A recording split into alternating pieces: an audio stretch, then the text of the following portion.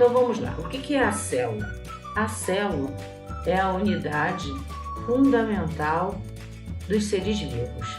As células começaram a ser estudadas, o histórico da citologia, estudo da célula, começou a ser estudado no século XVI, por Robert Hooke, que observava ao microscópio um tecido vegetal morto, que seria Eusúber, tá?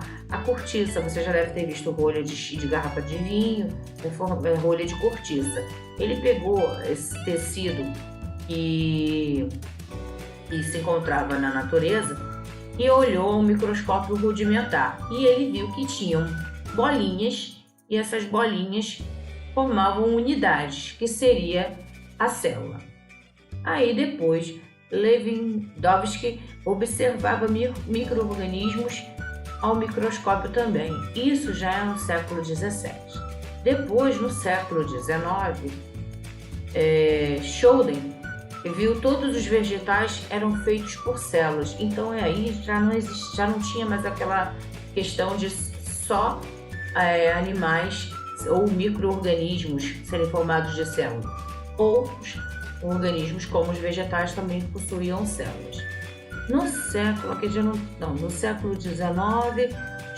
todos os animais também são feitos por células. Então, nesse período, no século XIX, animais e vegetais tinham células e ainda existiam os micro-organismos. No século XIX também disse: toda célula vem de outra célula pré-existente. Lembra no outro vídeo que a célula estava se dividindo, ou das bactérias a célula estava se dividindo? Uma célula surgia da outra célula. Com essas informações todas, criou-se a teoria celular, que diz o quê? A célula é a unidade fundamental dos seres vivos, pois todos os seres vivos são constituídos por células, exceto os vírus, que são considerados acelulares. Os vírus entram em outra história, depois a gente vai contar essa história para vocês também. Então vamos lá. Então, das células, teve teoria celular. Só que todas as células são iguais? Não. As células são divididas em dois tipos: as células eucarióticas e as células procarióticas.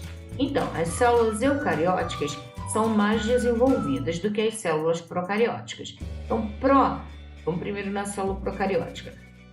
Ou procarionte, tá? Pro significa primeiro. Então, é o primeiro tipo celular que existiu. O que acontece? Nessa célula, ela não possui núcleo definido, tá? Núcleo protegido, não possui compartimentos e não possui endomembranas, membranas internas. Então, é uma célula sem núcleo, sem compartimentos e sem endomembranas. Quem possui esse tipo celular são as bactérias, que pertencem ao reino Monera, certo? Então vamos lá. Células eucarióticas. Essas já são completamente diferentes das células procarióticas, porque elas possuem um núcleo, possuem compartimentos e possuem endomembranas. Então, outros organismos possuem esse tipo de células: os protistas ou protozoários, os fungos como o bolor, aquele cogumelo champignon que é comestível, plantas no geral, tá? E os animais. Só que aí dentro das células eucarióticas eu tenho dois tipos diferentes de células: a eucariótica animal e a eucariótica vegetal. É célula procarionte versus a eucarionte animal e versus a eucarionte vegetal. O que diferencia cada uma delas? Na célula procarionte a gente encontra membrana plasmática, parede celular, citoplasma, material genético disperso no citoplasma e ribossomos. Na animal a gente encontra membrana plasmática, citoplasma, material genético protegido por uma membrana nuclear, chamada de carioteca, ribossomos, complexo golgiense, mitocôndrias e retículo endoplasmático rugoso.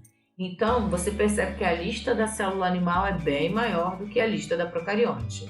E na célula vegetal, eucarionte vegetal, a gente encontra uma membrana plasmática, uma parede celular, citoplasma, material genético protegido por uma membrana nuclear, a carioteca, cloroplastos, vacúolo, ribossomos, complexo Golgiense, mitocôndrias e retículo endoplasmático rugoso e liso.